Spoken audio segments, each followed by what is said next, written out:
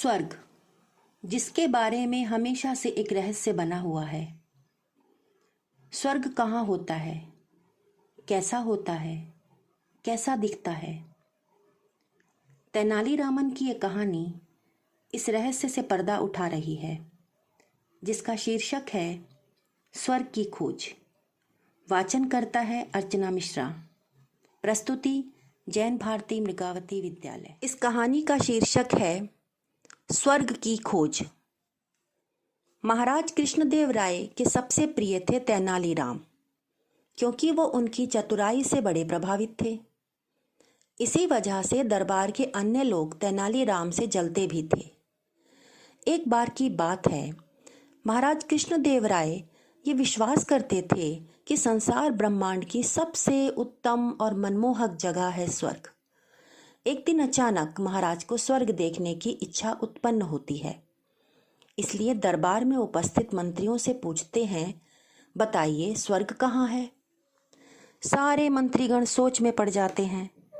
ये देखते हुए तेनालीराम महाराज को स्वर्ग का पता बताने का वचन देते हैं और इस काम के लिए 10,000 सोने के सिक्के और 2 माह का समय मांगते हैं। महाराज कृष्णदेव राय तेनालीराम को सोने के सिक्के और 2 माह का समय तो दे देते हैं और शर्त रखते हैं कि अगर तेनालीराम ऐसा ना कर सके तो उन्हें कठोर सजा दी जाएगी। अन्य दरबारी इस बात से मन ही मन बड़े खुश होते हैं कि तेनालीराम स्वर्ग नहीं खोज पाएगा और सजा भुगतेगा। 2 महीने बीतने के बाद महाराज कृष्णदेव राय तेनालीराम को दरबार में बुलवाते हैं और स्वर्ग के बारे में पूछते हैं। तेनालीराम कहते हैं कि उन्होंने स्वर्ग ढूंढ लिया है और वे कल सुबह स्वर्ग देखने के लिए प्रस्थान करेंगे। अगले दिन तेनालीराम, महाराज और उनके कुछ खास मंत्री स्वर्ग देखने जाते हैं। वहाँ खूब हरियाली है, खूबसूरत फूल हैं, चहचहाते पक्षी हैं और वातावरण को शुद्ध करने वाले पेड़ पौधे भी हैं। वहाँ का सौंदर्य देख महाराज बड़े खुश होते हैं, पर उनके अन्य मंत्रीगण स्वर्ग की बात करते हैं कि महाराज आपने तो स्वर्ग देखने की इच्छा प्रकट की थी। महाराज कृष्णदेव राय भी तेनालीराम से कहते हैं, भले ही यह जगह बेहद सुंदर है, पर बात तो स्वर्ग की हुई थी। तेनालीराम कहते हैं कि जब हमारी धरती पर अलौकिक सौंदर्य, फल फूल, पेड़ पौधे, पशु पक्षी सब उपलब्ध है, तो स्वर्ग भी तो यही है। कहीं और स्वर्ग की कामना क्यों, जबकि स्वर्ग जैसी कोई जगह है भी तो नहीं और इसका कोई प्रमाण भी नहीं है।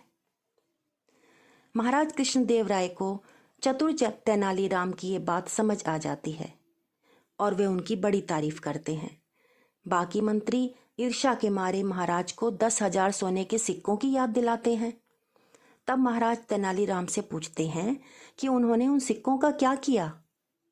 तेनालीराम कहते हैं कि आपने जो 10,000 सिक्के दिए थे, उनसे मैंने उत्तम पौधे, उच्च कोटि के बीज खरीद लिए, जिनको हम अपने राज्य विजयनगर की जमीन पर बोएंगे, ताकि हमारा राज्य भी इस सुंदर स्थान की तरह आकर्षक और उपजाऊ बन जाए।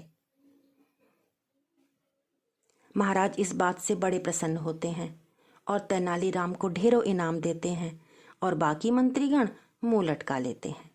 धन्यवाद।